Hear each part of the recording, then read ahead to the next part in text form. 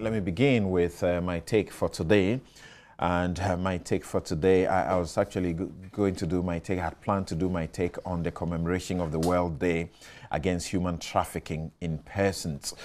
It's known as the Blue Day, and it's going to happen on the 30th. That's supposed to be tomorrow. I'll just tell you a bit about it. But before that, my take today, Article 146. That's the title of my take, Article 146. Chapter 11 of Ghana's Constitution has an Article 146, which has become very popular in the last couple of weeks after a petition for the impeachment of the chairman of the Electoral Commission. This chapter is about the judiciary, and the article comes under the terms and conditions for justices of the Superior Court, i.e. High Court, Court of Appeal, and Supreme Court. But Article 146 also applies to heads of independent constitutional bodies, including SHRAJ, NCCE, EC, and the Auditor General.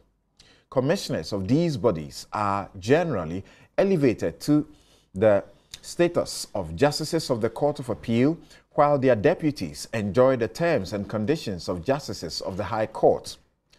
Article 187(13) says, quote, "The provisions of Article 146 of this Constitution relating to the removal of a justice of the Superior Court of Judicature from office shall apply to the Auditor General," unquote. This is repeated in Articles 228 and 236 for commissioners of SHRAJ and NCCE respectively. In respect of the EC chairman and two deputy chairmen, Article 44 simply stops at stating that they are entitled to the terms and conditions of justices of the Court of Appeal and High Court respectively. Well, the procedure for removal from office forms part of those terms and conditions of justices of the Superior Court. So I respectfully decline the invitation to debate if these EC commissioners are subject to Article 146.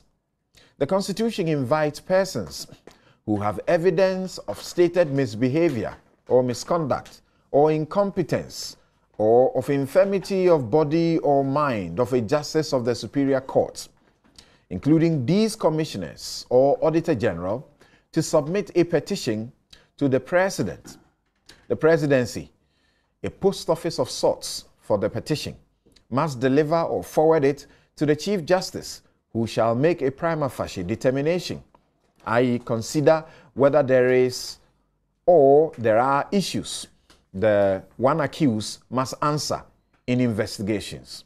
If the Chief Justice does not find it or finds it worthless to be trashed, the process kicks in. So if she does not find it worthless to be trashed, then the process kicks in.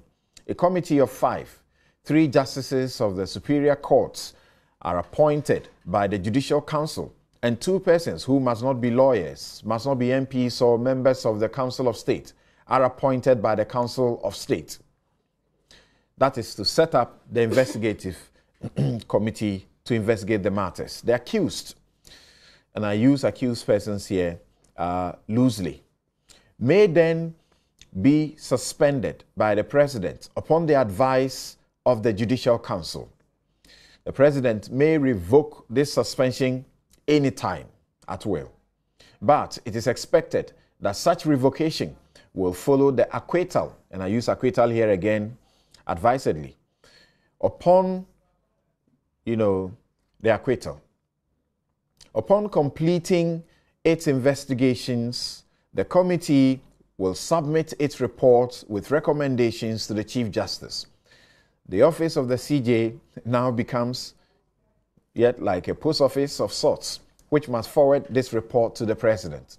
The President must act upon the recommendations. But the Constitution says Article 146 process must be in camera, i.e. confidential, and the Supreme Court has confirmed that it is wrong to disclose the content of the petition, and that doing so exposes one to a suit in defamation and 4 other potential troubles, including criminal sanctions where they are available, damages for the unconstitutional disclosure, or contempt of the High Court at the instance of the 5-member committee.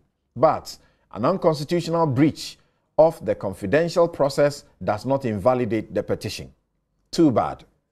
And check what the Supreme Court also says, that the petition must not be a mere rehash of allegations. So there's a high threshold to follow. There are precedents. It started with the NCCE, and then SHRAJ also followed. And now the EC is the third to go through this process.